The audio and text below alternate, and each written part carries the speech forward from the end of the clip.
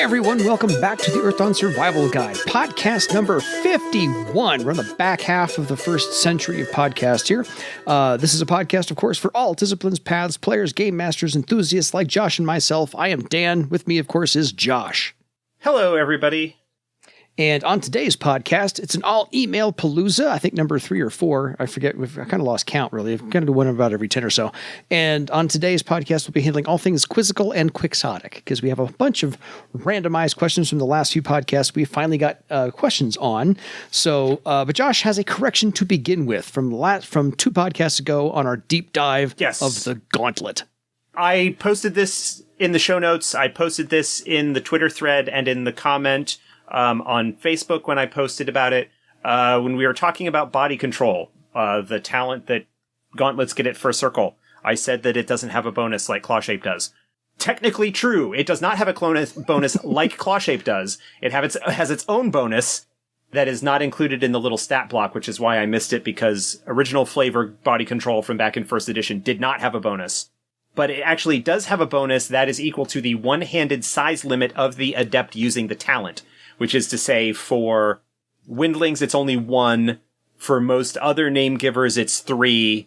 And for Trolls and Obsidian, it's 4. So it actually is more effective, and it scales differently based on the person using it. That is included in the rules text for the talent, so it is there. It's just because it's variable, there's nothing to flag that in the stat block step information. And so I overlooked it. It happens. That's why we write stuff down.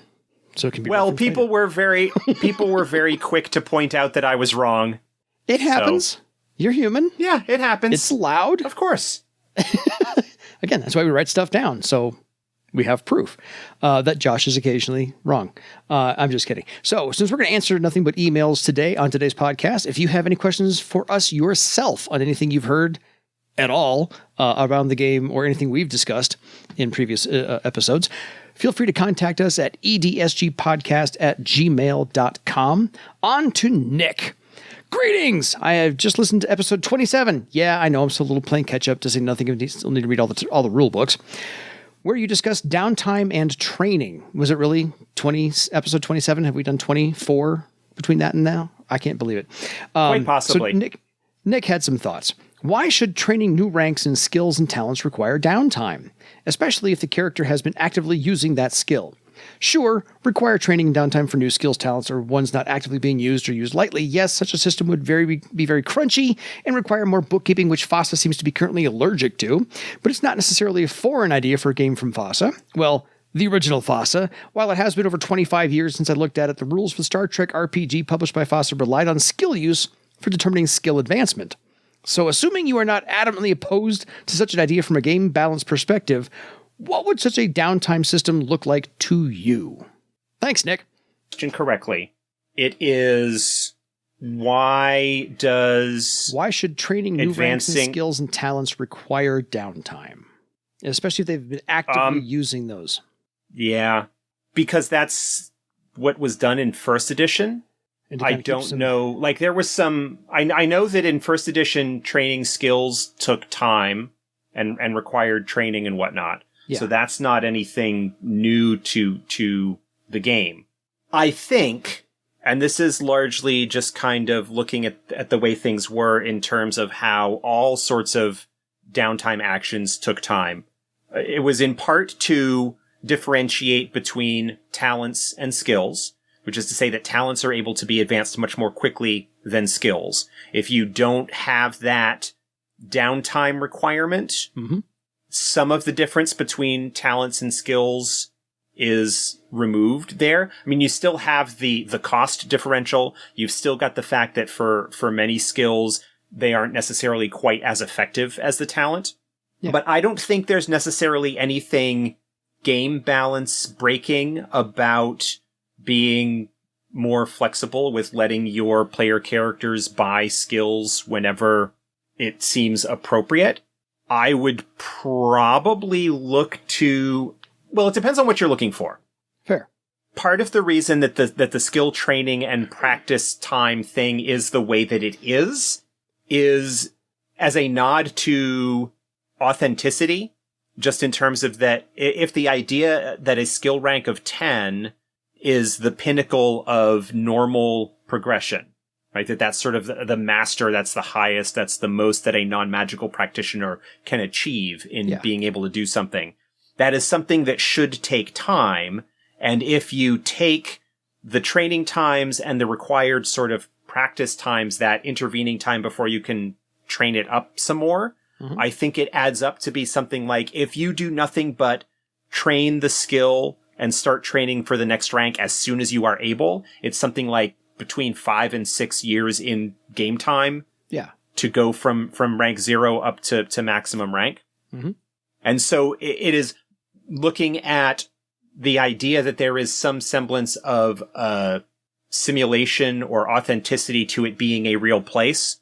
There have been some attempts to scale back from that a little bit in 4th edition, but that skill training time is still there as kind of a nod to the difference between talents and skills. Picking up the first couple of ranks of a skill isn't something that's particularly difficult or time consuming or expensive, particularly once you've got a few circles under your belt. Sure. But there is still a notable difference between the talent and the skill, setting aside karma and sometimes improved effects and various things like that.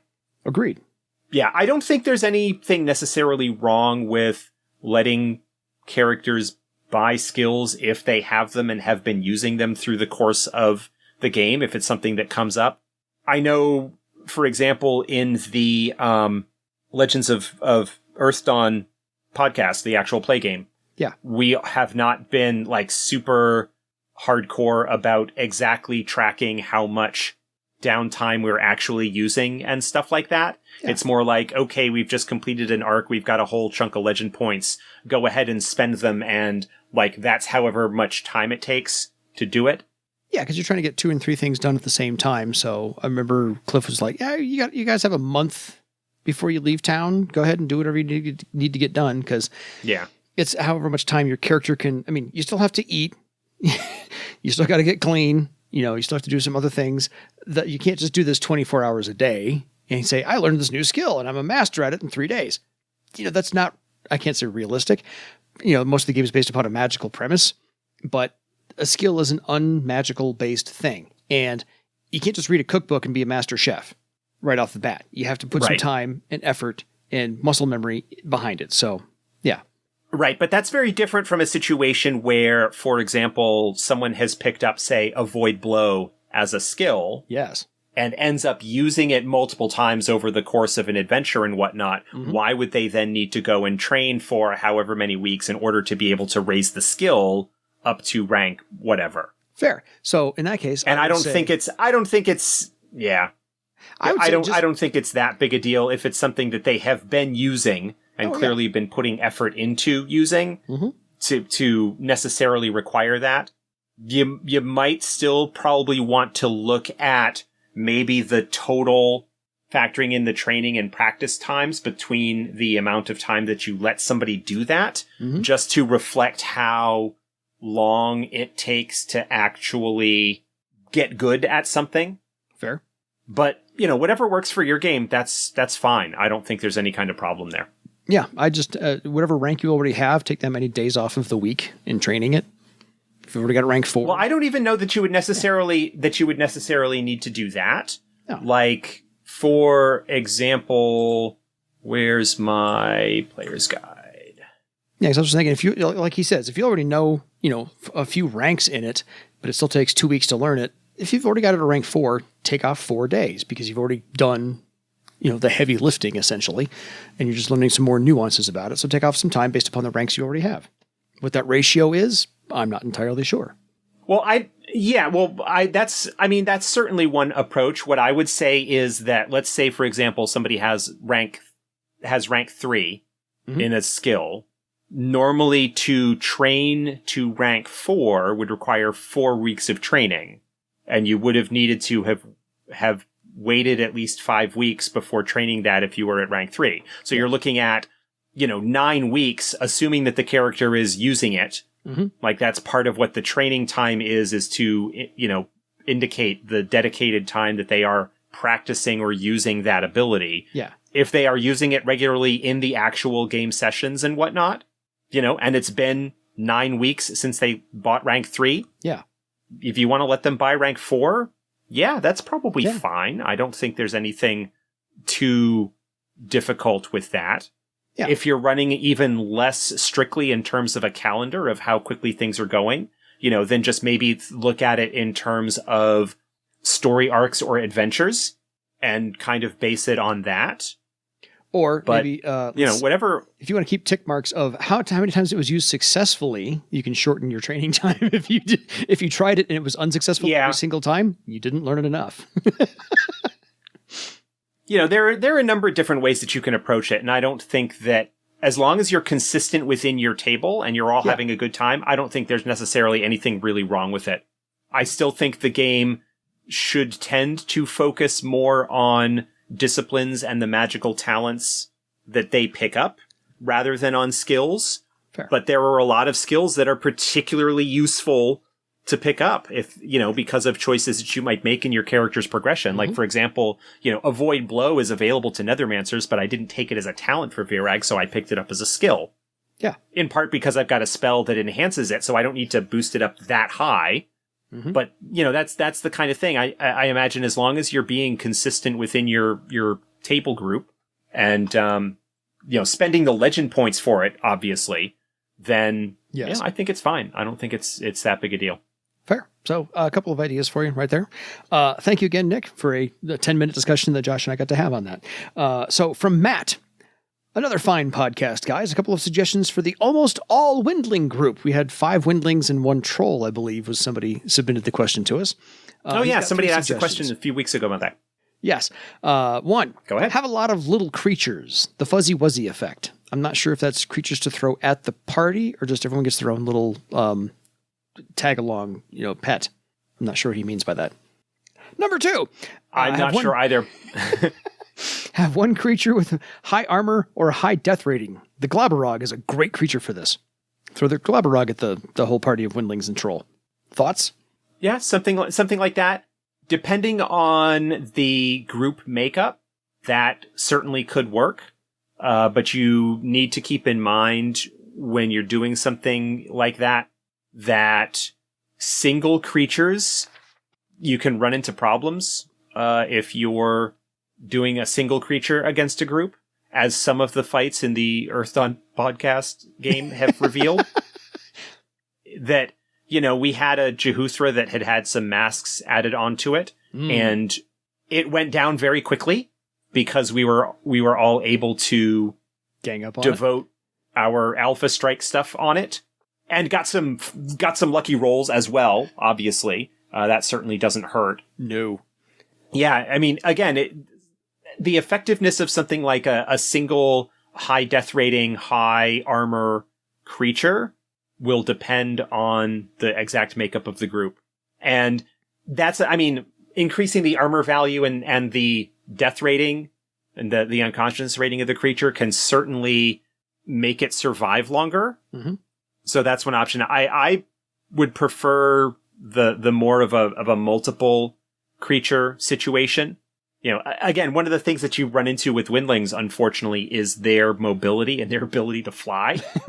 Means that sometimes you can have a little bit of trouble dealing with them, that you will end up with situations where you either need to present some kind of rationale for them to not be flying, which is basically bad weather, or you do a lot of ranged type attacks, whether those are spellcasters or archers or creatures that have ranged abilities of some sort, or flying creatures, things that can basically overcome the Windling's natural advantage there. And doing too much of that can kind of feel unfair, potentially feel like you're targeting the Windlings unfairly. Mm-hmm. So it is something that you will want to approach the group and discuss with them. And like we said in that, it's one of those situations where you need to kind of talk with the group and make sure that everybody's on the same page and understands the concerns and what's going on. Fair, which brings him to point number 3. Have other flying creatures attack the group that have the same high physical defense and attack test, but possibly lower damage that they would inflict. Yeah. Also possible. We talked about the advice and suggestions for balancing encounters, and what you might need to do in a situation like that is to have a couple of different comparisons that you make. And that is that, like, okay, these are the opponents that are going to be kind of looking at the creatures or at the windlings, and here's the opponent that's going to be kind of focused on the ground-based person, and making sure that you're not overly advantaging or disadvantaging one side or the other. Mm-hmm. Fair. So thank you, Matt, for these suggestions. I hope our listener who wrote in previously can use some of those suggestions that you have mentioned. So on to Chain Wolf. Love the name. Absolutely love the name. Hi, guys. I have a couple of hopefully quick questions. 1. If a character is multidisciplined and not a caster, is there any reason to increase both thread-weaving talents? No. Except that it's required rules as written to, if you're playing the standard circle advancement scheme, mm-hmm. you need to raise your thread-weaving talent in order to qualify for your next circle because it is a discipline talent. But from does it do anything for you in terms of giving you more threads to weave? No, it doesn't. So it is kind of a legend point tax, a sink, a kind of not particularly useful. I think the word you're thing to have. Suck hole, but yeah, that's one of those things that the using all talents to advance option is kind of tailor made for. And it might be that what you want to do is perhaps have the character's primary discipline either to just use the all talents to advance option, or have it be that the primary discipline advances as written, mm-hmm. and the secondary or tertiary or whatever advances with all, so that you don't, if that investment of legend point seems to be a bit of a waste, then absolutely, I can recognize that as being something that's not, that might not make people feel good. Fair. So secondary question following that, can you weave threads using both thread weaving talents for a multidisciplined character who's not a caster? Technically, I think you can, but the limit of how many permanent threads you can have is capped based on your highest thread weaving. So while you could say have some talents woven to your first disciplines, or have some stuff woven to your first discipline's thread weaving and some woven to your second, there may be items that, I don't know of any examples offhand, but it's possible that you could have an item that would require thread weaving from a particular discipline. We try not to limit that in the stuff that we present because we want everybody to potentially be able to use them. But your total limit would still be based on your highest. And if you're actually rolling the tests for it, you probably will want to roll your highest test anyway. So, yeah, there you go. He gave us some examples, but I think we kind of covered exactly what we're looking for. Question number 2. Currently struggling with spirit motivations. For example, what kind of actions would placate an air spirit? If negotiating with an earth spirit or beast spirit, what kind of tasks might they want you to perform? Thank you, Chain Wolf. So spirit motivations. I don't know. Yeah. What kind of actions would placate an air spirit? Well, for elemental spirits, whether you're talking air or earth or whatever, typically they want to see their element in ascendance, especially over the one that is sort of counter or in opposition to them. Mm-hmm. So an air spirit would probably want to, I don't know. These are the opportunities where you can just kind of come up with weird things, and if you can maybe justify it somehow, that's fine. There's a kind of spirits are in one sense alien to our experience, and so it is possible. Like if you think of some of the weird stuff that might happen with like fairy creatures or that kind of thing, to kind of come up with ideas along those lines. Look at the potential interactions, if you're talking about elementals, some of the potential interactions between the elements, and an earth spirit might want to see a stream dammed up or things like that. Mm-hmm. Beast spirits, at that point you're looking at things that are in some respects kind of icons of, or archetypes of, the animals that they represent, and so would have potentially motivations that are related to the roles that those creatures play in the wild. And then I'd the say tasks that... I'd say like an air spirit would want to disturb other elements. So it would want to, disturb the puddle of the lake or reroute the stream, or it would want to, shake the leaves off of a tree, things like that. So the air spirit would want dominance over something else. So it would want the air to move and be a force to be reckoned with, like a little tiny dust devil, or it would, messing up somebody's hair who's, preening themselves, whatever, just something along those lines for, since you mentioned air spirit specifically, it was kind of the harder one to nail down. But yeah, and if you can't think of anything in particular, you can always have them ask for karma, effectively. Yeah.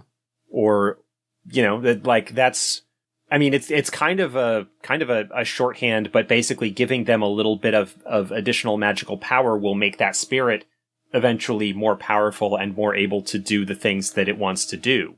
So if you're talking about sort of a random spirit that comes up from a summoning that one of your players is doing, mm-hmm. then you might just go with something like that. But if you're dealing with a spirit that is part of a storyline or an adventure arc, then maybe think about how the spirit's motivations might relate to what's going on and potentially complicate what the group might be trying to accomplish in the adventure. And, maybe think ahead of time. If you've got an elementalist in your group who is going to be summoning spirits, think about it a little bit and see if you can come up with some motivations for spirits ahead of time, sort of generic ones, and see how they might be able to fit into what's going on. Fair. So I hope, Chain Wolf, that gets you some ideas. I think, placated that enough. I hope so. Let us know if we didn't. We can add more on later. We'll think about it. It'll sit in the back of my mind at least for the next week. Or other people, and we could certainly put a call out to our listeners if you have any ideas about motivations or tasks or such that different spirits might offer. Feel free to send them in, and we can share them in a future episode. If somebody's already done them, we'd love to hear about them as well. We do love game stories and character stories. We love all of those. Love to hear them all. On to Scott. Greetings and salutations once again. When I wrote my first question, I was on episode 23, and I am happy to report that I am now current on the podcast episodes.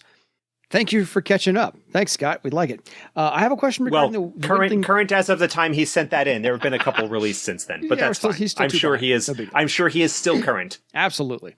I have a question regarding the Windling racial ability of Astral Sight. So shifting gears. Specifically, what does the use of this cause the Windling in Strain?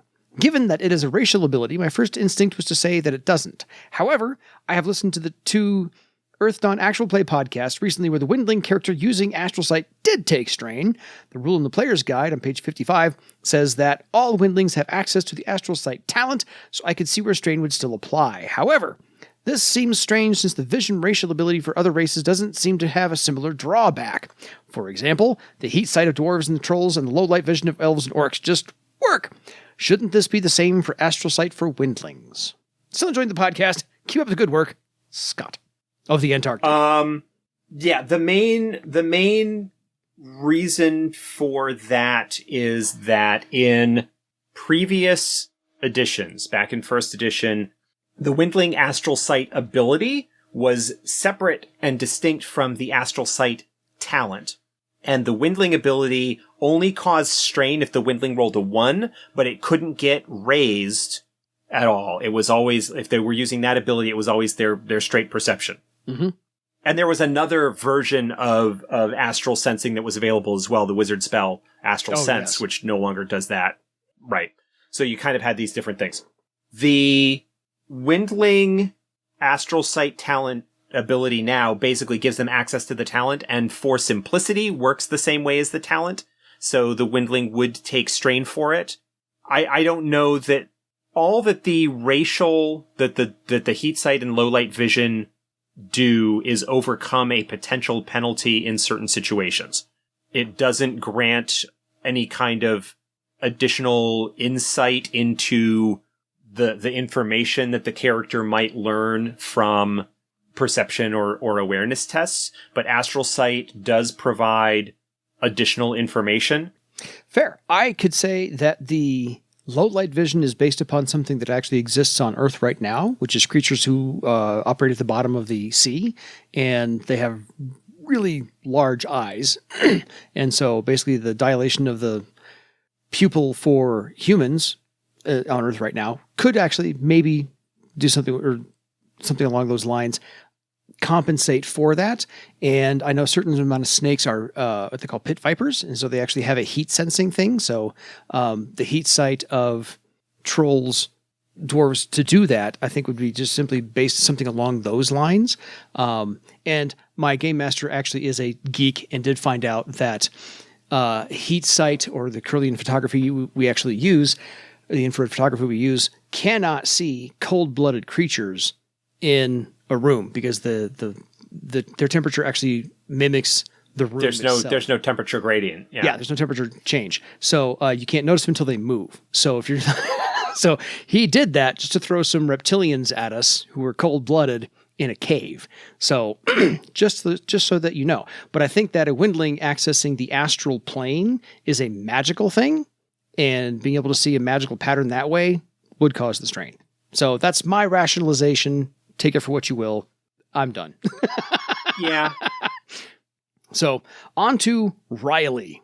Like many, I picked up on this podcast later on in the cycle as I had kind of delayed transitioning to 4th edition, as I was fond of the systems in 3rd and am even fond of Cathay despite its obvious problems. That being said, though, I am also getting caught up still, so it's possible this question has already been asked and I just haven't gotten to it. Right then, onto the said question.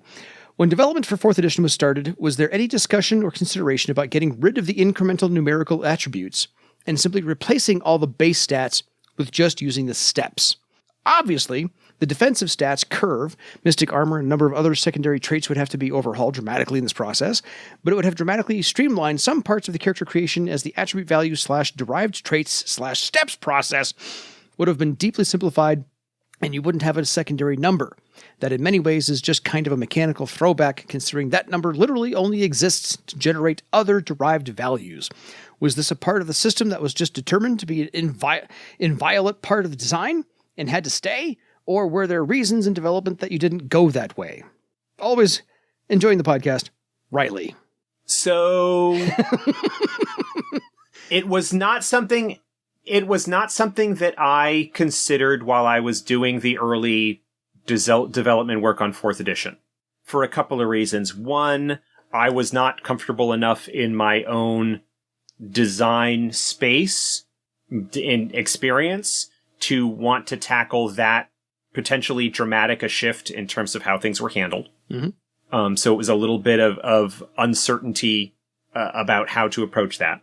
It was also out of a desire to not have things be too dramatic a change because of what had been going on in terms of the tail end of 3rd edition and announcing 4th and whatnot. I still wanted the game to feel familiar and recognizable to folks who might be continuing on, like from 3rd edition, or who might be returning after 1st or 2nd or whatever. Mm-hmm. So that was in place. So yeah, there were, I don't know that I considered it inviolate, that it wasn't something that could be changed. I just didn't necessarily at the time feel comfortable enough or see at the time how much of an advantage that would necessarily provide in conjunction with the other sort of design goals that I had in mind for 4th edition. I have, in the past several months of work and answering questions and discussions and whatnot, been looking at the possibility, not necessarily for Earthdawn, but for my own design that is kind of based on it, mm-hmm. of what would be something that would be a little bit more drastic, still kind of based on the step system, but not having the attributes and kind of stripping down things a little bit.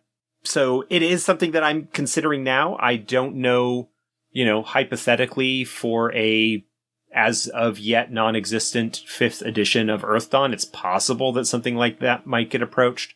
But no, it's I think I've answered that. It wasn't something that I was comfortable doing. It wasn't something that I really considered at the time, and recognize that from a certain standpoint, it does simplify things somewhat. I mean, it does kind of, it would do a few things and require looking at a whole lot of other connected subsystems in order to see how things would flow out from there. Fair. I just looked at it as it wasn't really broken. I don't think there was a need to fix it. No, but it does feel a little bit old school, a little bit, again, where Earth Dawn was originally developed in some senses as a response to AD&D, to 2nd edition, that still having that kind of flavor to it in a way that isn't really present in Dungeons and Dragons the same way anymore. Yeah. Kind of feels a little bit retro and a little bit old school. And I think in some sense that's part of Earth Dawn's charm. Mm-hmm. Is that little bit of crunchiness.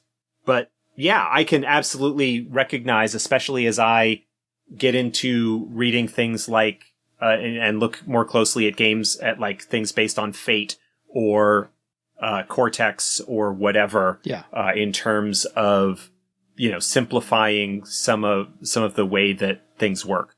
Fair. Because I know the original version of getting those numbers was to roll, 3d6 on a range of 3 to 18-ish, and that all the races now are based upon that set of numbers. There's a baseline 10 for humans, and everybody else has a variation of that based upon their dexterity, toughness, strength, perception, willpower, and whatnot.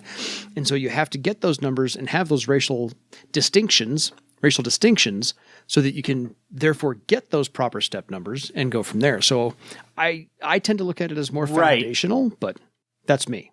Well, the thing that comes up, and we kind of talked about this on and off with the discussions that we had in earlier episodes about the different races and some of the issues that can come up with regards to representation and what races might be drawn as a parallel to and all that sort of thing. And is there really a place in modern game design, in our goals as designers and developers who maybe want to be more open and inclusive and whatnot? Is there really a need for these little attribute adjustments, right? Like +1 in the grand scheme of how much does that really do in terms of the overall mechanics of the system, but there are the derived things off of it, like defense ratings and health ratings and whatnot. Yeah. Is there another, obviously there are other ways to do it because other games do it in different ways. And is that something that is so, I'm not really convinced that something like that is necessary for Earth Dawn, but that's something that I have sort of come to over the past several years as I've worked on the game and gotten a lot more into following discussions with other designers and whatnot in terms of what is it that we're trying to do? What are our goals? Does something like that really serve a purpose? Fair enough. But I think, you're right. That would have to be a complete overhaul down on 5th edition, which I know is not on your radar anytime soon. So, or another game entirely that is sort of based off of that same core step foundation. That, is there a way to do what that same kind of thing without needing to base it on like a step, like a pun not intended, a step removed from attribute values to steps to whatever? Is there a way to just go right to like that step value? And basically at that point, the differences between the attribute values as they are between the races kind of goes away.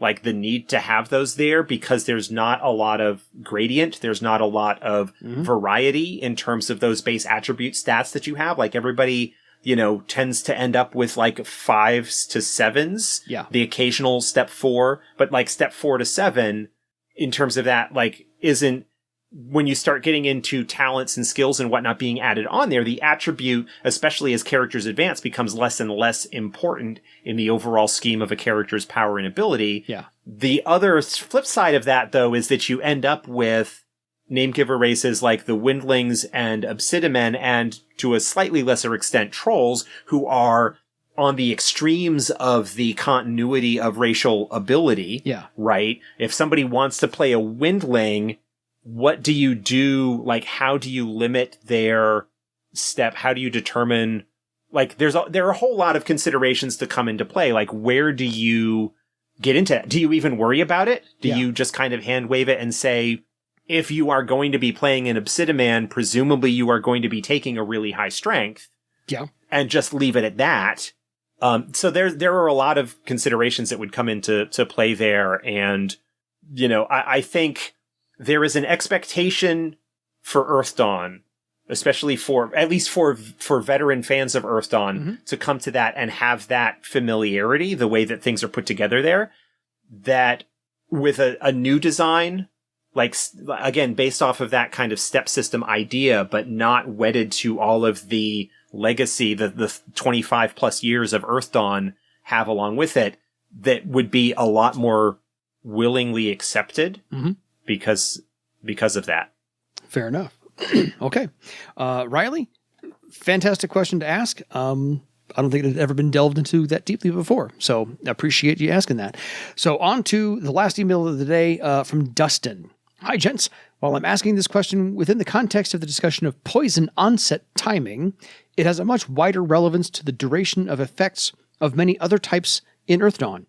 When, during the resolution of a round, should poison resistance and effect tests be made? For instance, he's got a couple of examples here. If a poison has an onset time of 3 rounds and is administered somewhere in the middle of round 1, should we make the initial resistance roll at the end of round 3, at the end of round 4, at the beginning of poisoned character's turn in round 3, at the beginning of the poisoned character's turn in round 4, during the poisoner's turn in round 3, what if they're no longer active? During the poisoner's turn in round 4, what if they're no longer active? During round 3, at the initiative count at which the poison was administered during round 1, or during round 4, at the initiative count at which the poison was administered during round 1.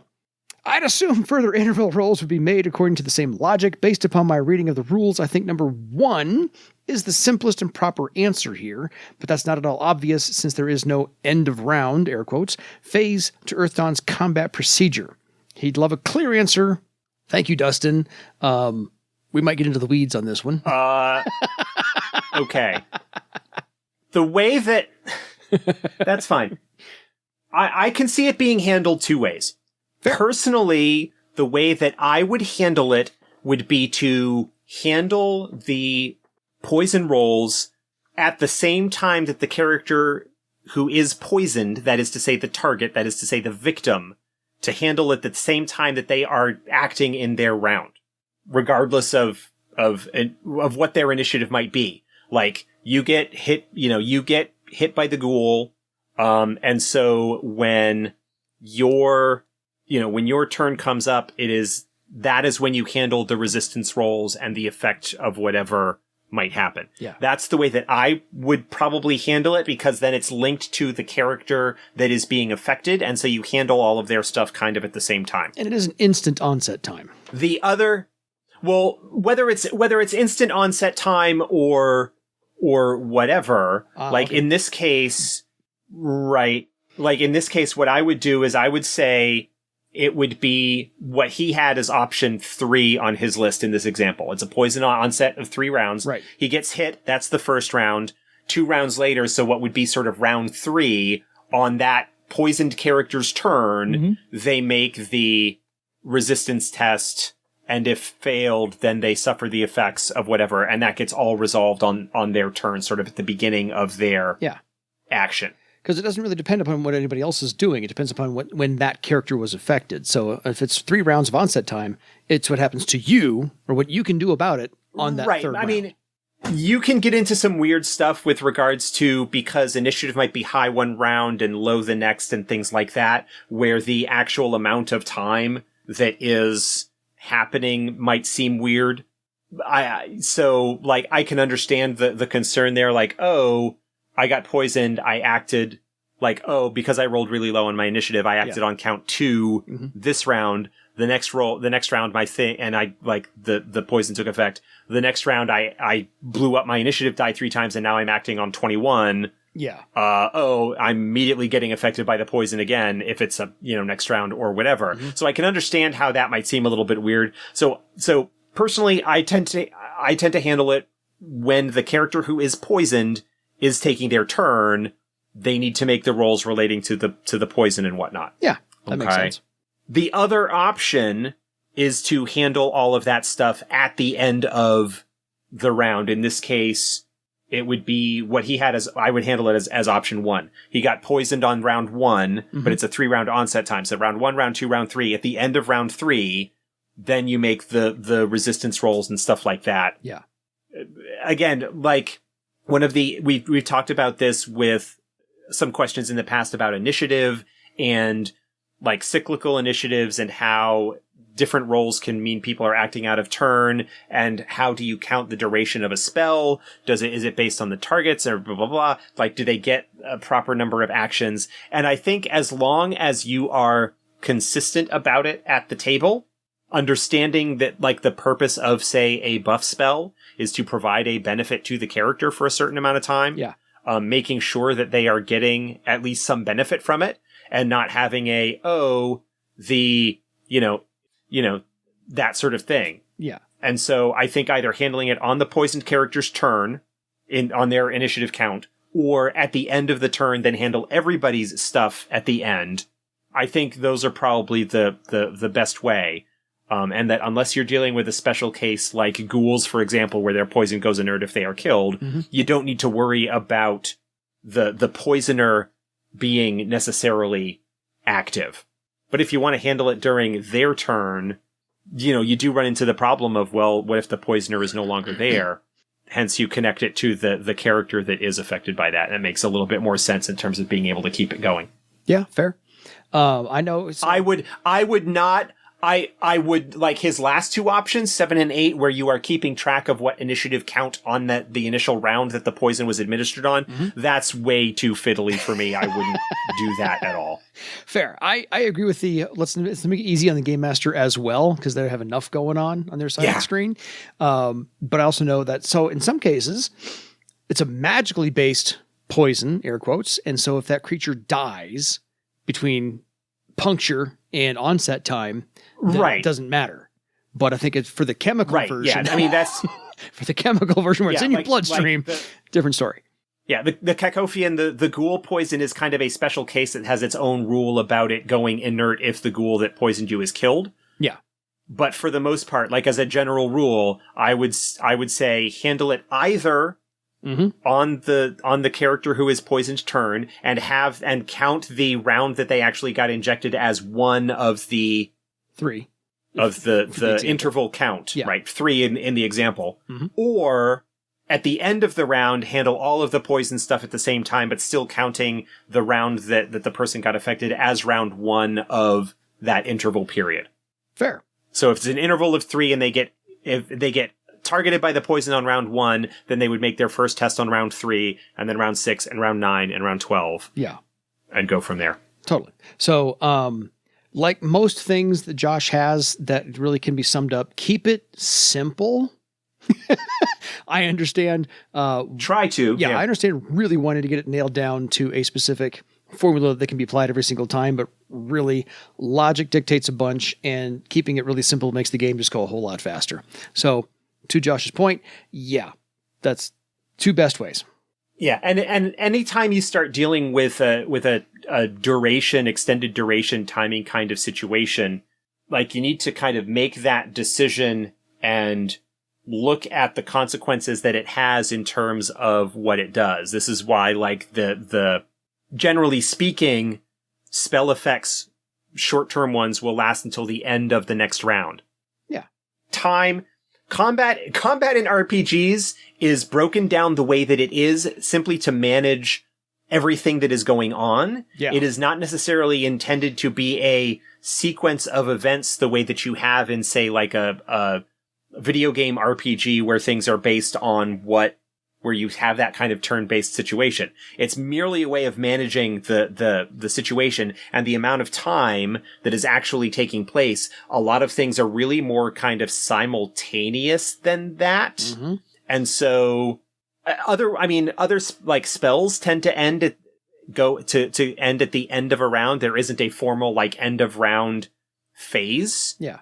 But they tend to end at the end of the round. So maybe it would make sense, like that's when you're incrementing down the durations of spells. Maybe it would make sense for the way that your combat handling flow works to handle poisons and other durations at the same time.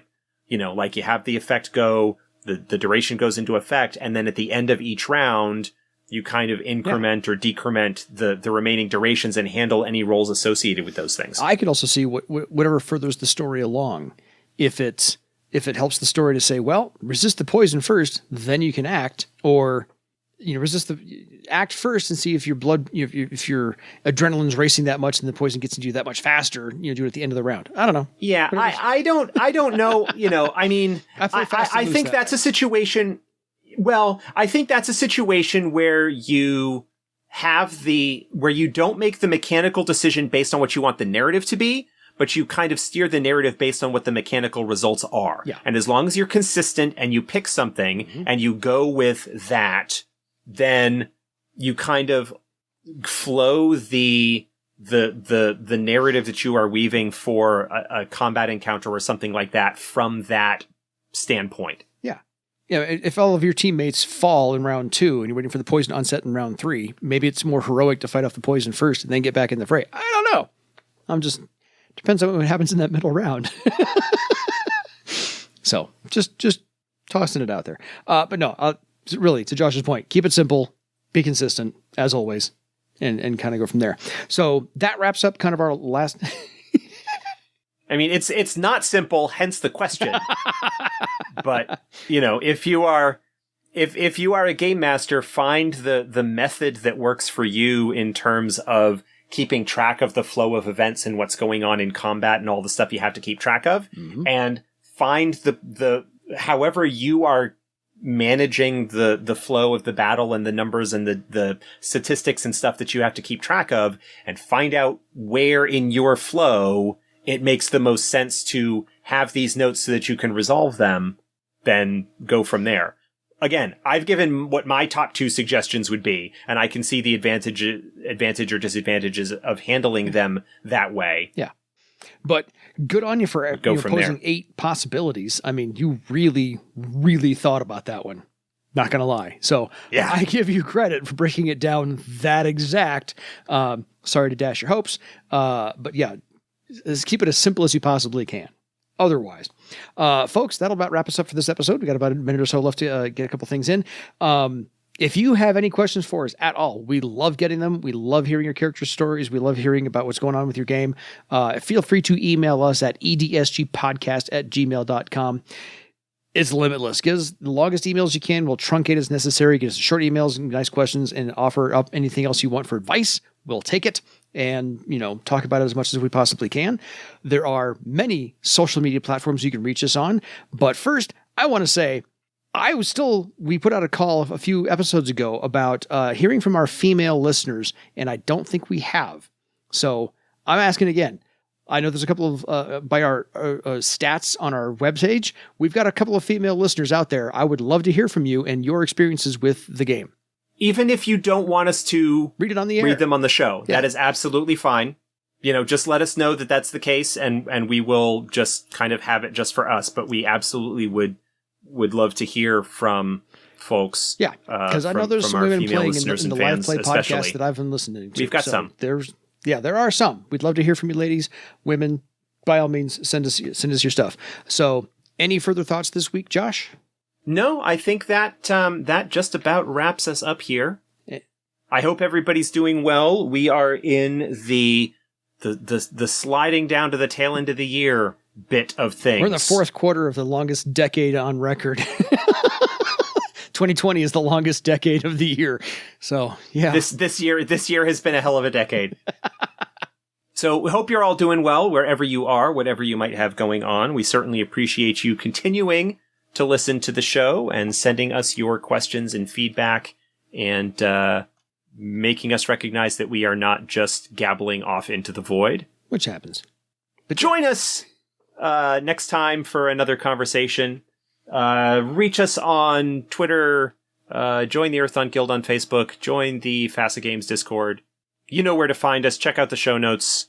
And that will take care of us here for another week. And we're out of here otherwise. So until next time, folks, it is time for you to go make your own legend. Good night, everybody.